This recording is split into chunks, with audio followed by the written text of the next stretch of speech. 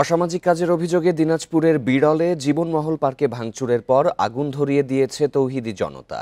এ সময় পার্কের কর্মচারীদের সাথে তাদের সংঘর্ষ হয়। এতে সাংবাদিক সহ উভয় পক্ষের অন্তত 10 জন আহত হন। পরিস্থিতি শান্ত রাখতে অতিরিক্ত পুলিশ মোতায়েন করা হয়েছে এলাকায়। উভয় পক্ষের সাথে আলোচনা করে ব্যবস্থা নেবে প্রশাসন। গেল 17 আগস্ট দিনাজপুরের জীবনমহল পার্ক ও রিসোর্টে অভিযান চালায় পুলিশ। অসামাজিক কাজের অভিযোগে সেই সময় 2 তরুণী সহ 7 জন আটক হন। এরপর থেকেই পার্ক ও রিসোর্ট বন্ধের দাবি জানিয়ে আসছিল তৌহিদি জনতা। বৃহস্পতিবার বিকেলে পার্ক বন্ধের দাবিতে সমাবেশের ডাক দেয় তারা। পার্কের কর্মচারীরাও পাল্টা সমাবেশ ডাকে। এতে উত্তেজনা বাকবিতণ্ডের পর উভয় পক্ষে সংঘর্ষ বাধে। আহত হন বেশ কয়েকজন। এক পর্যায়ে উত্তেজিত জনতা পার্কটিতে ভাঙচুর ও আগুন ধরিয়ে দেয়। পরে পুলিশ ও সেনাবাহিনী গিয়ে পরিস্থিতি নিয়ন্ত্রণ করে। জীবনমহল পার্কে অসামাজিক কাজ চলত বলে অভিযোগ স্থানীয়দের। দ্রুত পার্কটি বন্ধের দাবি তাদের। এই নিয়ে কথা বলেনি পার্ক কর্তৃপক্ষ।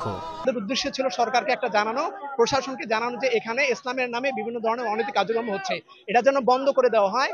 আর এই যে প্রতিষ্ঠানটা আছে, এটা প্রতিষ্ঠান যেন সরকার তার নিয়ন্ত্রণে নিয়ে নেয়। প্রশাসন বলছে উভয় পক্ষের সাথে আলোচনা করে বিষয়টি সমাধান করা হবে। জীবন চৌধুরী এনার বাইরে থেকে উনি লোক নিয়ে আসছে, এনে এখানে জড়ো করছে।